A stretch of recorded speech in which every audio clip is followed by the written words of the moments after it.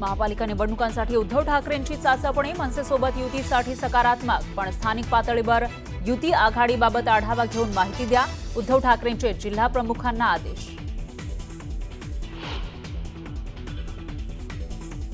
आमच्या विरोधात दबावाचं राजकारण करू नका, आम्हाला जो निर्णय घ्यायचा तो घेणारच, उद्धव ठाकरेंच्या विधानानंतर संदीप देशपांडेंचं उत्तर.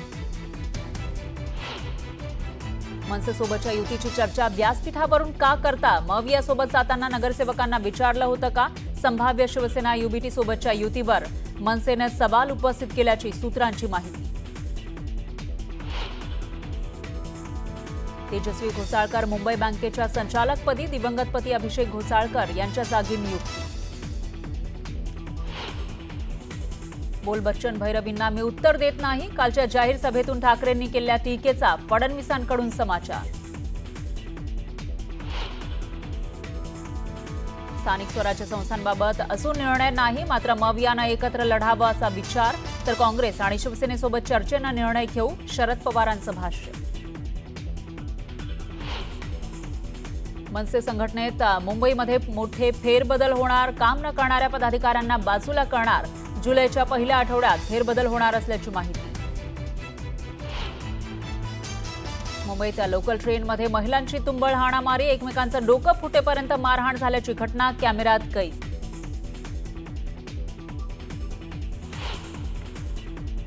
युद्धाच्या 8व्या दिवशी इराणचे इस्रायलवर मिसाईल हल्ले, मायक्रोसॉफ्ट समवेत अनेक मोठ्या आयटी कंपन्यांच्या इमारतींचं मोठं नुकसान, हल्ल्यात एअरबेसलाही बनवलं लक्ष्य.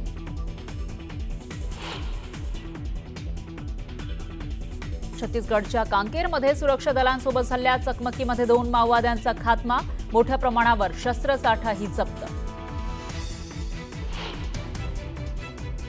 आणि संत तुकाराम महाराज आणि ज्ञानेश्वर माऊलींचा पालखी सोहळा पुढील मुक्कामासाठी होणार रवाना, पुण्यात भाविक अनुभवणार भक्तिसागराचा अनोखा संगम. दरम्यान मुख्यमंत्री फडणवीसांनी उद्धव ठाकरेंवर घणाघाती टीका केली आहे. बोल बच्चन भैरवींना मी उत्तर देत नाही असं फडणवीस म्हणाले आणि त्यांनी उद्धव ठाकरेंवर हल्लाबोल केला. उद्धव ठाकरेंनी पक्षाच्या वर्धापन दिन सोहळ्यामध्ये मुख्यमंत्री फडणवीस यांचं नाव न घेता टीका केली होती. राज ठाकरे आणि देवेंद्र फडणवीस यांच्या भेटीचा संदर्भ घेत उद्धव ठाकरेंनी टीका केली होती. त्यावरून फडणवीसांनी एका शब्दात उत्तर देत ठाकरेंचा समाचार घेतला. जळगावात बोलताना मुख्यमंत्री म्हणाले, बोल बच्चन भैरवी असणाऱ्यांना मी उत्तर देत नाही असं टीकास्त्र त्यांनी सोडलं.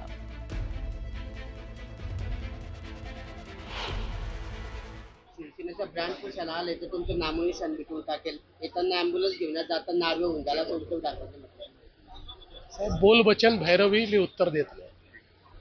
उद्धव ठाकरेंचं एक वक्तव्य आलंय, पुन्हा एकदा जे जनतेच्या मनामध्ये आहे तेच होईल, मात्र मालकाचे लोक मराठी माणसं एकत्र येऊन जाण्याचा प्रयत्न करत नाही. पुन्हा सांगतो, बोल बच्चन याला मी उत्तर देत नाही. हे बोल बच्चन आहेत, याला उत्तर मी देत नाही. तर गद्दारांनो, हिम्मत असेल तर अंगावर या, कम ऑन किल मी असं आव्हान उद्धव ठाकरेंनी आपल्या भाषणातून काल दिलं होतं. त्यावर एकनाथ शिंदेंनी काय प्रत्युत्तर दिलंय ते बघूयात. तसं आम्ही या गद्दारांच्या समोर उभा आहे आणि सांगतोय त्यांना आम्ही कम ऑन किल मी. असेल हिम्मत तर या अंगावर. फक्त अंगावर येणार असाल तर एक गोष्ट नक्की करा. अमिताभ बच्चनचा तो पिक्चर होता ना, अँब्युलन्स घेऊन यायचा, तसा अंगावर माझ्या येणार असेल तर अँब्युलन्स घेऊन यायची. कारण येताना सरळ याल, जाताना आडवे होऊन जाल. भाषणात म्हणाले, मेळाव्यामध्ये come on kill me, come on kill me. English picture बघून आले असतं वाटतं. पण मला एकच सांगायचं आहे, मरे हुए को क्या मारना है. अरे महाराष्ट्रातल्या जनतेने विधानसभात तुमचा मुर्दा पाडलेलाच आहे. अँब्युलन्स घेऊन या, अँब्युलन्स मधून परत जाल, म्हणजे तुम्हाला आम्ही फटके देऊ, तुम्ही परत जाल. पण नुसताच करून शोर मनगटात येत नाही जोर, हे लक्षात ठेवा. तर कमॉन किल मी यावरून शिवसेनेनं ठाकरेंना डिवचलेला आहे व्यंगचित्र ट्विट करत उद्धव ठाकरेंवर जोरदार निशाणा साधलाय. तर उद्धव ठाकरेंवर ही शिवसेनेची बोचरी टीका पाहायला मिळाली. दरम्यान काल वर्धापन दिन सोहळ्यामध्ये उद्धव ठाकरेंनी म्हटलेलं होतं, कमॉन किल मी गद्दारांनो, इकडे या आणि हिम्मत असेल तर माझ्याकडे या, कमॉन किल मी असं त्यांनी म्हटलेलं होतं. आणि त्यानंतर आता शिवसेनेकडून अशा पद्धतीनं व्यंगचित्र काढत डिवचण्यात आलं आहे. त्याची ही दृश्य आपण बघू शकतोय. कमॉन किल मी असं म्हणत उद्धव ठाकरेंचं हे व्यंगचित्र आपल्याला दिसतंय.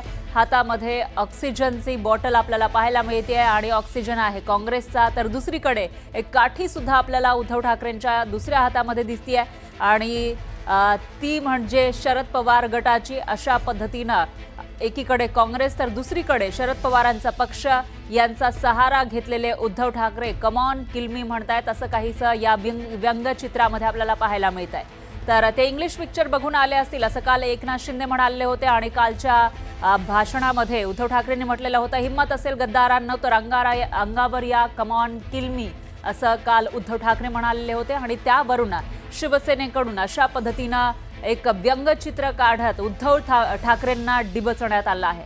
त्यामुळे आता उद्धव ठाकरेंच्या पक्षाकडून यावर काय उत्तर दिलं जातं ते बघावं लागेल. तर शिवसेनेचा वर्धापन दिन सोहळा काल होता, 59वा वर्धापन दिन सोहळा. मात्र मागील 3 वर्षांपासून 2 शिवसेना झाल्या आहेत. त्यामुळं वेगवेगळे वर्धापन दिन सोहळे साजरे केले जात आहेत. आणि त्यामध्येच एकीकडे उद्धव ठाकरेंनी भाषण केलं तर दुसरीकडे एकनाथ शिंदेंनीही भाषण केलं होतं. आणि त्यामध्येच उद्धव ठाकरेंनी काल हे वक्तव्य केलं होतं. आणखी एक ब्रेकिंग न्यूज आहे. राज्य सरकारनं शाळेमध्ये हिंदी भाषा शिकवण्याची सक्ती केलेली आहे. त्यानंतर राज्यभरात मनसेनं या निर्णयाला विरोध केलाय. तर आता संदीप देशपांडेंनी थेट इशारा दिलाय, हिंदी सक्ती केल्यास मनसे त्यावरून उतरून विरोध करणार, रस्त्यावर उतरून असं संदीप देशपांडेंनी म्हटलेलं आहे. तर हिंदी सक्ती होऊच देणार नाही, कारण हिंदी सक्ती हे राष्ट्रीय शैक्षणिक धोरणामध्ये नाहीच असंही ते म्हणाले. गुजरातमध्ये हिंदी सक्ती का नाही असा सवालही देशपांडेंनी विचारलाय. ज्या पद्धतीची सक्ती म्हणजे गुजरातमध्ये हिंदी भाषा कंपल्सरी नाही, बरं उत्तर प्रदेशमध्ये तुम्ही तिसरी भाषा कुठली शिकवणार आहे त्याचं उत्तर सीएम देताना दिसत नाही. सीएम फक्त बोलतात राष्ट्रीय धोरणामध्ये लिहिलेलं आहे. राष्ट्रीय धोरणामध्ये असं लिहिलेलं नाही, हे सीएम वारंवार खोटं बोलतायत. त्यामुळे ह्याच्या मागे नेमका काय डाव आहे हे सगळं करण्यामागे हा महत्त्वाचा विषय आहे. आणि म्हणूनच या आडमार्गाने हिंदी भाषाची जी सक्ती केली जाते याला महाराष्ट्र नवनिर्माण सेनेचा महाराष्ट्र सैनिक हा रस्त्यावर उतरून विरोध करेल आणि टोकाचा करेल आणि त्याची जबाबदारी मग राज्य सरकारची असेल. तर हिंदी भाषा सक्तीच्या मुद्द्यावरून राज्यातील राजकारण चांगलं तापलेलं आहे. त्यामध्येच आता मनसे पाठोपाठ शरद पवारांनी हिंदी भाषा सक्तीवर पहिली प्रतिक्रिया दिली आहे. हिंदीची सक्ती नको, पण हिंदी शिकणं हे विद्यार्थ्यांच्या हिताचं आहे असं शरद पवार म्हणाले. शरद पवार यांनी आज बारामतीमध्ये माध्यमांशी संवाद साधला. यावेळी त्यांनी हिंदी भाषा सक्तीच्या मुद्द्यासोबत राज्यातील वेगवेगळ्या विषयांवर प्रतिक्रिया दिली. सक्ती असू नये, पण हिंदी भाषा का द्वेष करणे तसे हिताचं नाही विद्यार्थ्याच्या दिवशी. सक्ती असू नये, शेवटी त्याला हवं आहे ते त्यांनी करावं. त्याच्या पालकांनी जे काही त्यांना मार्गदर्शन केलं त्यानुसार निर्णय घ्यावा. ही सवर्ण हिंदुस्थानची जी लोकसंख्या आहे त्याचे जवळपास 55 ते 60% लोक हिंदी बोलतात. त्यामुळे सुसंवाद ठेवण्याच्यासाठी या भाषिक द्वेष करणं योग्य नाही, पण त्यावर सक्ती करणे हे योग्य नाही. आणखी एक मोठी बातमी आहे. 23 जूनपासून विदर्भातील शाळा सुरू करण्यास विरोध होतोय. शिक्षण संस्था महामंडळानं विरोध दर्शवलेला आहे. तर प्रलंबित मागण्यांकडे लक्ष वेधण्यासाठी विरोध दर्शवण्यात आलाय. विदर्भातील शाळा या 23 जूनपासून सुरू होणार आहेत. मात्र त्याला विलंब होण्याची शक्यता आहे, कारण 23 जूनपासून शाळा सुरू करण्यास विरोध केला जातोय. शिक्षण संस्था महामंडळानं हा विरोध दर्शवलेला आहे. तर आपल्या वेगवेगळ्या मागण्यांकडे लक्ष वेधण्यासाठी हा विरोध केला जात असल्याची माहिती समोर येते. त्यामुळे आता 23 जूनला विदर्भातील शाळा सुरू होणार की नाही असा सवाल उपस्थित झालाय. तर या विरोधामुळे 23 जूनमध्ये ज्या शाळा सुरू होत्या 23 जूनला होणार होत्या त्याला विलंब होण्याची शक्यता सुद्धा आहे, उशीर होण्याची शक्यता आहे. त्यामुळे आता विदर्भातील शाळा नेमक्या कधीपासून सुरू होणार असा सवाल उपस्थित होतोय. तर राज्यामध्ये अनेक ठिकाणी शाळा सुरू झाल्या आहेत मागच्या सोमवारपासून. मात्र विदर्भामध्ये ऊन कडक असतं जून महिन्यामध्ये सुद्धा आणि त्या पार्श्वभूमीवर जूनच्या शेवटच्या आठवड्यापासून शाळा सुरू होतात. मात्र आता ही जी 23 जून तारीख आहे विदर्भातील शाळा सुरू होण्याची त्याला विरोध केला जातोय. आणि याविषयी अधिक माहितीसाठी आपले प्रतिनिधी उदय तिमांडे हे आपल्यासोबत जोडले गेले आहेत. उदय, काय सांगाल, 23 जून पासून शाळा सुरू करण्यास का विरोध केला जातोय? खरं तर विदर्भातल्या शाळा ज्या आहेत त्या हायकोर्टाच्या निर्णयाप्रमाणे 26 जून पासून सुरू होतात. मात्र यंदा जो शिक्षण विभागाने निर्णय घेतलेला त्या निर्णयानुसार 23 जून पासून या शाळा सुरू होणं अपेक्षित आहेत. मात्र या निर्णयाला जो आहे तो शिक्षक संघटनांनी जो आहे तो आपला विरोध दर्शविलेला आहे. त्यांचा या शाळा सुरू होण्याच्या तारखेला आक्षेप आहे. त्यांचं म्हणणं आहे की शिक्षण विभाग अशा पद्धतीने 23 तारखेला शाळा सुरू करून जे आहे ते न्यायालयाचा अवमान करत आहेत आणि त्यामुळे ते 23 तारखेपासून शाळा सुरू न करण्याची भूमिका जी आहे ती शिक्षक संघटनांनी घेतलेली आहे. यासोबतच शिक्षकांच्या ज्या काही प्रलंबित मागण्या आहेत, ज्या सरकार दरबारी प्रलंबित आहे, त्याकडे सरकारचं दुर्लक्ष होत आहे आणि ते दुर्लक्षाकडे लक्ष वेधून घेण्यासाठी देखील हा निर्णय जो आहे तो घेण्यात आलेला आहे. त्यामुळे नागपूर आणि विदर्भामध्ये ज्या 23 जून पासून शाळा सुरू होणार होत्या त्या सुरू होणार की नाही आणि शिक्षक संघटनांनी जे काही आता हे आंदोलन पुकारलेलं आहे या आंदोलनाला विदर्भातल्या किती शाळा संस्था प्रतिसाद देतं हे पाहणं महत्वाचं असणार. बरोबर आहे उदय, याविषयीची अपडेट आपण घेत राहूया. दरम्यान धन्यवाद तुम्ही दिलेल्या या सविस्तर माहितीसाठी.